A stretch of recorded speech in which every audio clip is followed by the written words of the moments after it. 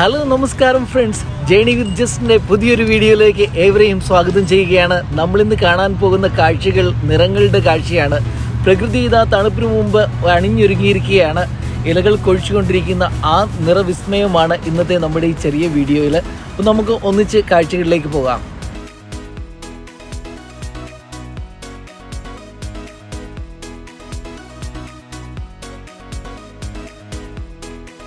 നമ്മളിതാ ഇപ്പോൾ ഉള്ളത് വാൻകൂവർ ക്യൂൻസ് എലിസബത്ത് പാർക്കിൻ്റെ അടുത്തായിട്ടുള്ള ഒരു റെസിഡൻഷ്യൽ ഏരിയയാണ്. നമുക്ക് ഇതാ ഈ ദൂരെ കാണുന്ന ആ മലനിരകളാണ് നോർത്ത് വാൻകൂവർ, വെസ്റ്റ് വാൻകൂവർ.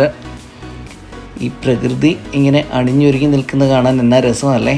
അയ്യോ, എൻ്റെ പേര് പറയാൻ മറന്നു. എൻ്റെ പേര് ജസ്റ്റിൻ ജോസ്, ചാനലിൻ്റെ പേര് ജേണി വിത്ത് ജസ്റ്റിൻ. ഈ മനോഹരമായ കാഴ്ചകൾ നമ്മൾ ഈ ആകാശത്ത് നിന്ന് കാണുമ്പോൾ എന്നാ രസമല്ലേ. ഈ സൂര്യപ്രകാശമൊക്കെ ഇങ്ങോട്ട് അടിച്ചിട്ട് അതങ്ങ് തിളങ്ങി നിൽക്കുകയല്ലേ, അതാണ് കാഴ്ച. ഇത് മേപ്പിൾ മരങ്ങളുണ്ട്, മറ്റു പല മരങ്ങളുമുണ്ട്. തണുപ്പിന് മുമ്പായിട്ട് പ്രകൃതി ഇങ്ങനെ ഇലയൊക്കെ കൊഴിക്കാൻ പോവുകയാണ്. അപ്പോൾ ഉള്ള ഒരു കളർ ചേഞ്ചാണ് ഈ കാണുന്നത്. നല്ല രസമുണ്ടല്ലേ. നമ്മൾ ഈ പൂക്കൾ വിരിയുമ്പോൾ കാണുന്ന നിറം പോലെ തന്നെയുണ്ട് ഈ ഇല കൊഴിയുന്ന സമയത്തും ഈ മരങ്ങളുടെ നിറമല്ലേ. ഒരു വ്യത്യസ്തമായ കാഴ്ചയാണ്.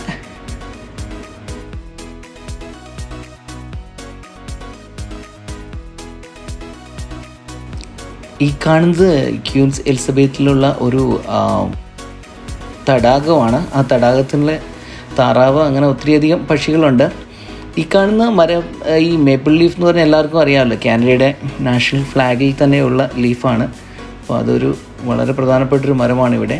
ഈ മേപ്പിൾ മരത്തിൻ്റെ ഒരു പ്രത്യേകത, കാണാൻ മനോഹരമായിരിക്കുന്ന പോലെ തന്നെ ഈ മരത്തിൻ്റെ മറ്റൊരു പ്രത്യേകത, ഇതിൻ്റെ കറ എടുത്തിട്ട് ഒരു സിറപ്പ് ഉണ്ടാക്കും. ആ സിറപ്പ് ഇവിടെ പാൻ കേക്കൊക്കെ ഈ സിറപ്പ് കൂട്ടിയിട്ടാണ് കഴിക്കുന്നത്. ഈ പല ഇനം മേപ്പിൾ ട്രീ ഉണ്ട് ഇവിടെ. അപ്പോൾ നമ്മൾ ഈ ജാപ്പനീസ് മേപ്പിൾ, അങ്ങനെ പല പേരുകളുണ്ട്, എനിക്ക് എല്ലാത്തിൻ്റെയും പേരറിയില്ല. അപ്പോൾ അത് ഈ ഇലയുടെ നിറം മാറുന്നതും മരത്തിൻ്റെ വലുപ്പമൊക്കെ അനുസരിച്ച് അതിനെ തിരിച്ചറിയാൻ പറ്റുന്നത്. നമ്മൾ ഈ നടക്കുന്ന പാർക്ക് ഏകദേശം ഒരു 130 ഏക്കർ വലുപ്പമുണ്ട്. അപ്പോൾ അതിൻ്റെ ഒരു കോർണറിൽ മാത്രമാണ് നമ്മൾ നിൽക്കുന്നത്.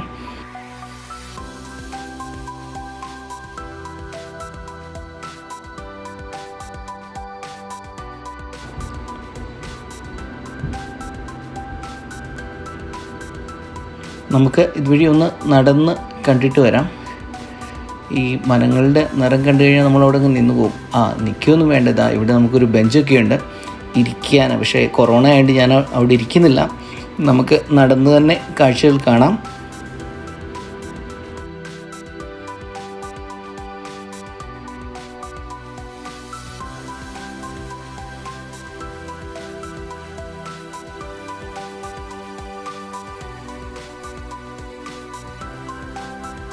ഇവിടുത്തെ ഈ പാർക്കിൽ ഞാൻ വന്നപ്പോൾ കണ്ട ഒരു കാഴ്ചയാണ്. കുറേ ബാസ്ക്കറ്റുകൾ ഇങ്ങനെ ഈ പാർക്കിനകത്ത് അവിടെ ഇവിടെയൊക്കെ ആയിട്ട് ഇവിടെ ഒരു ഗെയിമുണ്ട്, ഡിസ്ക് ഗോൾഫ്. സാധാരണ നമ്മൾ അടിക്കുന്ന ഗോൾഫാണല്ലോ, ഇതിങ്ങനെ എറിയുന്ന ഗോൾഫാണ്. അതിൻ്റെ ബാസ്ക്കറ്റാണിത്, ഈ ചെയിനിട്ടിരിക്കുന്നത്. അപ്പം ഇവിടെ നമ്മൾ നടക്കുമ്പോൾ ശ്രദ്ധിക്കണം, അതിങ്ങനെ ഇതുവഴി എറിയുന്നതാണ്. അപ്പോൾ അദ്ദേഹത്തൊക്കെ കൊണ്ട് നമുക്ക് പരുക്കേൽക്കും. ഇത് കളിക്കാൻ വന്നിട്ടുള്ളവരുടെ ബൈസൈക്കിളൊക്കെയാണ്. ഇതിൻ്റെ പേര് little mountain disc golf course എന്നാണ്. 1983 മുതൽ വാൻകൂവറിലുണ്ട് ഇത്. ഇവിടെ ഈ പാർക്കിലുണ്ട് ഈ ഗെയിം. ഇതിൻ്റെ ഒരു പ്രാക്ടീസിങ് സെക്ഷനാണ് നമ്മൾ ഈ കാണുന്നത്. ഇതേപോലെ ആ ബാസ്ക്കറ്റിൽ ഇവർ ഇങ്ങനെ എറിഞ്ഞ് വീഴ്ത്തും ഈ ഡിസ്ക്. അപ്പോൾ ഇതൊരു വാമപ്പ് സെക്ഷൻ പോലൊക്കെയാണ്. ഇവിടെ സൈഡിലായിട്ട് കുറച്ച് സ്ഥലത്ത് ഇങ്ങനെ അടുപ്പിച്ചത് വെച്ചിട്ടുണ്ട്. ഇതാണ് ശരിക്കുള്ള ഗെയിം. നമുക്ക് ഈ കൊറോണ സമയത്ത് കളിക്കാൻ പറ്റിയൊരു ഗെയിമാണ്. അപ്പോൾ ഒന്ന് പഠിച്ചിരുന്നാൽ നല്ലതാണ്. ഇത് ഞാൻ കണ്ട് മനസ്സിലാക്കിയ കാര്യം ഇങ്ങനെയാണ്. ഇവിടെ ഇപ്പം കാണുന്ന ഈ 3 ഗേൾസ്, ഇവരുടെ ഡിസ്ക് ഉണ്ട്. ഇപ്പോൾ ഈ പല സ്ഥലങ്ങളിലായിട്ട് ഗോൾഫ് ഇതിൻ്റെ ബാസ്ക്കറ്റ് വെച്ചിട്ടുണ്ട്.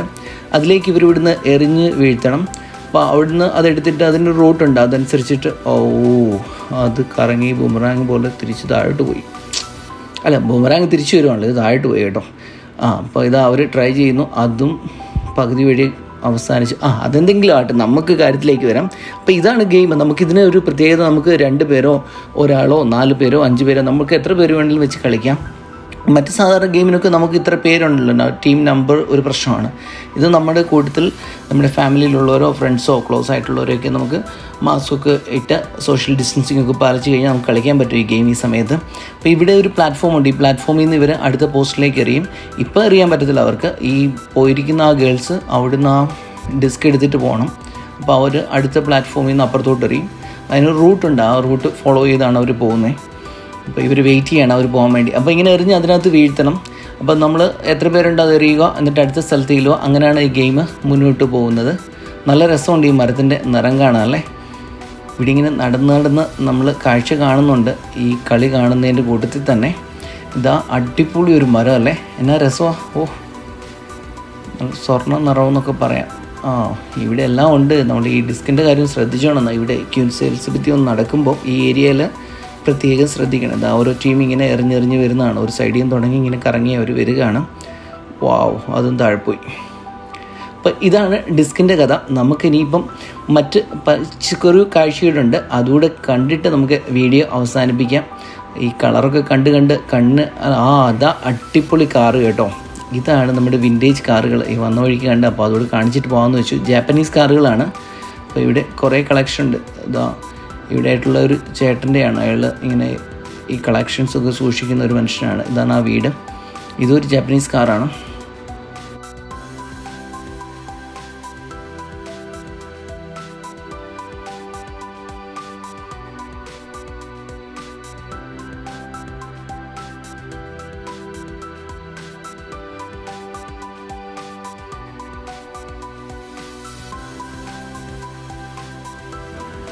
ഇനി നമുക്ക് ചെറിയൊരു കാഴ്ചയുണ്ട്, അതുകൂടെ കണ്ടിട്ട് നമുക്ക് ഈ വീഡിയോ ഇവിടെ അവസാനിപ്പിക്കാം.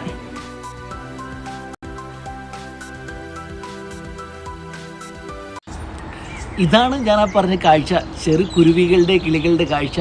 നമ്മൾ പാട്ടിലൊക്കെ പാടാറില്ലേ, ഇലപ്പൊഴിയും ശിശിരത്തിൽ ചെറു കിളികൾ വരവായി. പക്ഷേ ഈ വരവൊക്കെ കഴിഞ്ഞ കിളി എങ്ങോട്ട് പോന്നു എന്ന് നമ്മൾ അറിയുന്നില്ല. അത് ഇവിടേക്ക് തന്നെയുണ്ട്. മൈഗ്രേറ്റ് ചെയ്യുന്ന വലിയ പക്ഷികൾ മാത്രമാണ് മറ്റ് സ്ഥലങ്ങളിലോട്ട് പോവുക. തണുപ്പൊക്കെ തുടങ്ങിക്കഴിഞ്ഞാൽ ഇവയ്ക്ക് ഭക്ഷണം കുറവാണ്, ഇവയുടെ കൂടൊക്കെ നഷ്ടപ്പെടും. അപ്പോൾ നമ്മൾ ഇതുപോലൊരു ബേഡ് ഫീഡിനെ ചെയ്യുകയാണെന്നുണ്ടെങ്കിൽ ഒത്തിരി നല്ലതാണ്. നമുക്ക് മേടിക്കാൻ പറ്റും, അല്ല ഇതുപോലെ ഒരെണ്ണം ഉണ്ടാക്കാൻ പറ്റും.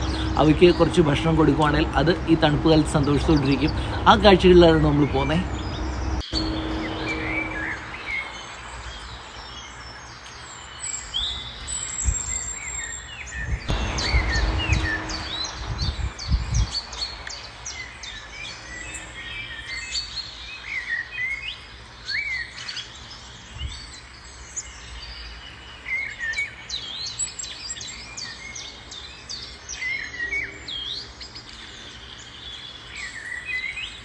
വേണ്ടത് ഇതുപോലൊരു ജാറാണ്. അപ്പോൾ എന്തെങ്കിലും സാധനം മേടിക്കുന്ന ഒരു ജാറ്.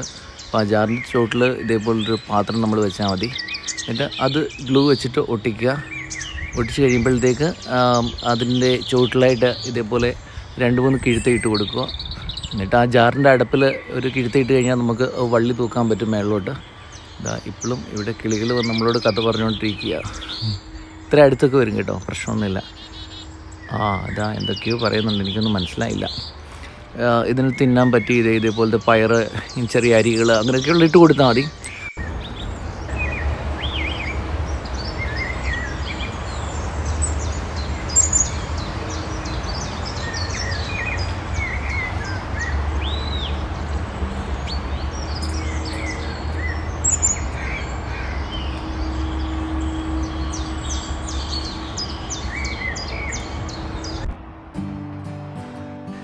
ഇതാണ് ഹമ്മിങ് ബേർഡ്, ഒരു ചെറിയ വലിയ പക്ഷി എന്ന് നമുക്കിതിനെ വിളിക്കാം.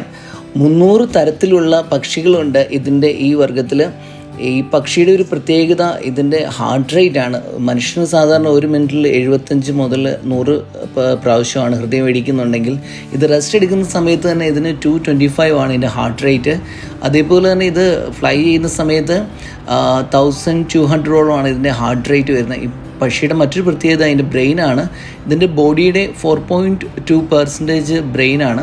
അപ്പോൾ ഇതിന് അറിയാൻ പറ്റും ഒരു ദിവസം ഇത് 1000 മുതൽ 2000 പൂക്കൾ വരെ സന്ദർശിച്ചാണ് തേൻ കുടിക്കുക. അപ്പോൾ ഒരു പൂവിൻ്റെ അടുക്ക് പോയി കഴിഞ്ഞാൽ അടുത്ത് എപ്പോൾ ചെല്ലണം, എപ്പോൾ അവിടെ തേൻ നിറയും, അതൊക്കെ അതിന് നല്ല ബുദ്ധിശക്തിയുള്ളതുകൊണ്ട് പെട്ടെന്ന് മനസ്സിലാക്കാൻ പറ്റും. പിന്നെ ഇത് മൈഗ്രേറ്റ് ചെയ്യുന്നൊരു പക്ഷിയാണ്. അപ്പോൾ ഈ പോകുന്ന വഴിയൊക്കെ ഈ കുഞ്ഞു പക്ഷി ഓർത്തിരിക്കും എന്നുള്ളതും ഏറ്റവും വലിയൊരു പ്രത്യേകതയാണ്. പിന്നെ മറ്റൊരു കാര്യം, ഈ ബേർഡിന് മാത്രമാണ് ലോകത്തിൽ ഫോർവേഡ്, റിവേഴ്സ്, അപ്സൈഡ് ഡൗൺ ഒക്കെ ഫ്ലൈ ചെയ്യാൻ പറ്റുന്ന ഏക പക്ഷിയാണ് ഈ ഹമ്മിങ് ബേർഡ്. പേരിനകത്തുള്ളതുപോലെ തന്നെ ഇതിൻ്റെ ചിറകടിയുടെ ഒരു മൂളലാണ്, അതുകൊണ്ടാണ് ഇതിന് ഹമ്മിങ് ബേർഡ് എന്നുള്ള പേര് വന്നിരിക്കുന്നത്. പിന്നെ ഇതിന് എപ്പോഴും ഇങ്ങനെ തേൻ കുടിച്ചുകൊണ്ടേ ഇരിക്കണം, അല്ലെങ്കിൽ എന്തെങ്കിലും ചെറിയ പ്രാണികളൊക്കെയാണ് ഇത് കഴിക്കുക. അതാണ് ഇതിൻ്റെ ജീവൻ നിലനിർത്തുന്നതിനുള്ള. ഒരു ദിവസവും ഇതിൻ്റെ ബോഡി വെയ്റ്റിൻ്റെ ഇരട്ടിയോളം വേണം അതിൻ്റെ ആഹാരം.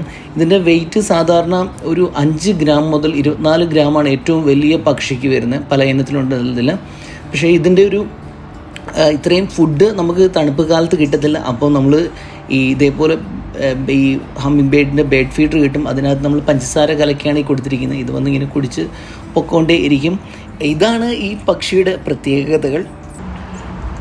ഈ കിളികളുടെ കാഴ്ച അവസാനിക്കുന്നില്ല. നമ്മുടെ വീഡിയോ ഇവിടെ പൂർത്തിയാകുകയാണ്. അപ്പം എല്ലാവർക്കും വീഡിയോ ഇഷ്ടപ്പെട്ടെങ്കിൽ ലൈക്ക് ചെയ്യുക, ഷെയർ ചെയ്യുക, സബ്സ്ക്രൈബ് ചെയ്യുക. അടുത്ത ആഴ്ച നമുക്ക് പുതിയൊരു വീഡിയോയിൽ കാണാം. അതുവരേക്കും എല്ലാവരും സമാധാനത്തോടെയും സന്തോഷത്തോടെയൊക്കെ ഇരിക്കുക. ബായ്.